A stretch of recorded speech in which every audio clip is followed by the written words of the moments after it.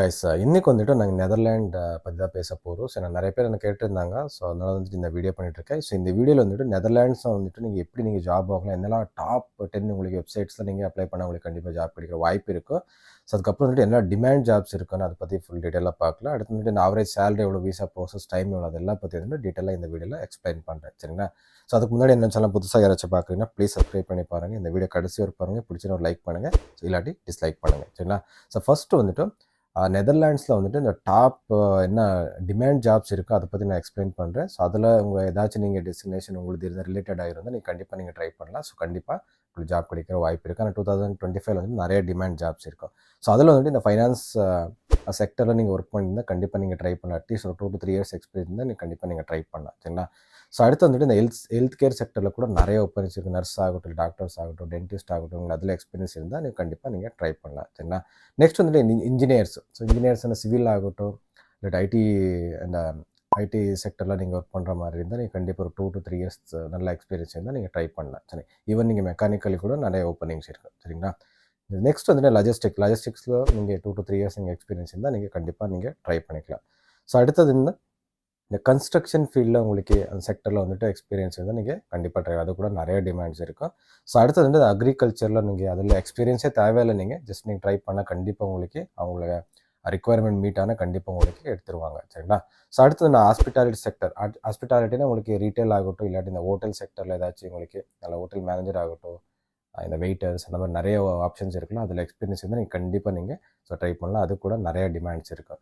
So அடுத்தது என்னென்னா இந்த வேரோஸ், அதில் கூட நீங்கள் எக்ஸ்பீரியன்ஸ் இருந்தால் நீங்கள் ட்ரை பண்ணலாம். அது கூட நிறைய டிமாண்ட்ஸ் இருக்குது. சரிங்களா? ஸோ நீங்கள் எப்படி அப்ளை பண்ணணும்னா, ஸோ நான் ஒரு டாப் 10 வெப்சைட்ஸ் நெதர்லாண்ட்ஸில் வந்து உங்களுக்கு நான் ஃப்ளாஷ் பண்ணுறேன். ஸோ அதை நீங்கள் ஸ்க்ரீன்ஷாட் எடுத்துக்கோங்க. ஸோ அதில் போயிட்டு நீங்கள் அப்ளை பண்ணால் போதும். டெய்லி ஒரு 5 to 10 அப்ளிகேஷன் நீங்கள் போட பாருங்கள். அப்போ தான் உங்களுக்கு ஸோ சக்ஸஸ் ஆகிற ரேட் கொஞ்சம் அதிகமாக இருக்குது. சரிங்களா? ஸோ அப்ளை பண்ணும்போது மெயின் நீங்கள் என்ன பண்ணணும்னா, ஸோ சிவி அதுக்கப்புறம் கவர் லெட்டர் வந்துட்டு நீங்கள் ஈரோ ஃபார்மேட்டாக ரெடி பண்ணிக்கோங்க. சிவி எப்படி பண்ணணும்னா நான் ஒரு லிங்க் நான் தரேன் டிஸ்கிரிப்ஷன் பாக்ஸில், அதில் நீங்கள் க்ரியேட் பண்ணிக்கலாம் உங்களோட ஈரோ ஃபார்மேட்டில் சிவி. சரிங்களா? ஸோ அந்த வெப்சைட்டில் நீங்கள் அப்ளை பண்ணும்போது மெயினாக வந்து ஸ்பான்சர்ஷிப் ஜாப் தராங்களா இல்லையான்ட்டு மெயின் செக் பண்ணிக்கோங்க. ஸோ அடுத்தது வந்துட்டு எவ்வளோ சேலரி கொடுக்குறாங்க, அதுக்கப்புறம் வந்துட்டு அது ஐஎல்டிஸ் ஏதாச்சும் தேவை இருக்கா இல்லையான்னு அங்கே மென்ஷன் பண்ணியிருப்பாங்க, அதை செக் பண்ணிக்கோங்க. சரிங்களா? ஸோ அதெல்லாம் செக் பண்ணிவிட்டு அதுக்கப்புறம் வந்துட்டு இந்த கீவேர்ட்ஸ் எல்லாம் உங்களுக்கு அங்கே என்னென்ன டியூட்டிஸ் அண்ட் ரெஸ்பான்சிபிலிட்டி கேட்குறாங்க அதெல்லாம் மேட்ச் ஆகுதான்னு செக் பண்ணிவிட்டு ஸோ அதுக்கப்புறம் தான் நீங்கள் ஸோ அப்ளை பண்ணுங்கள். சும்மா ரேண்டமாக அப்ளை பண்ணாதீங்க. அப்போது அப்ளிகேஷன் இருந்தால் இப்போ எல்லாமே வந்துட்டு சாஃப்ட்வேர் வச்சுருப்பாங்க.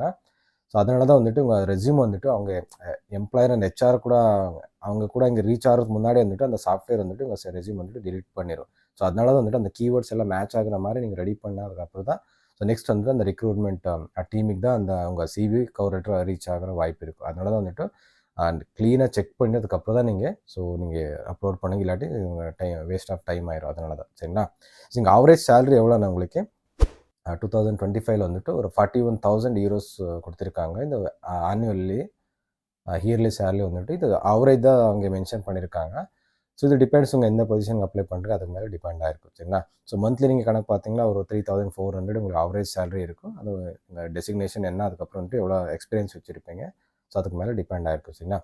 ஒன்ஸ் உங்களுக்கு ஆஃபர் லெட்டர் கிடச்சா உங்களுக்கு வீசா ப்ரோசஸ் எல்லாம் வந்துட்டு ஒரு 2 வீக்ஸ்லேருந்து 3 months வரைக்கும் போகலாம். இது டிபெண்ட்ஸ் எங்கள் அப்ளிகேஷன் மேலே டிபெண்ட் ஆகிருக்கும். எப்படி இருக்குது அப்ளிகேஷன், எந்த ஜாப்க்கு அப்ளை பண்ணுறீங்க, ஸோ அதுக்கு மேலே டிபெண்ட் ஆகிருக்கும். சரிங்களா?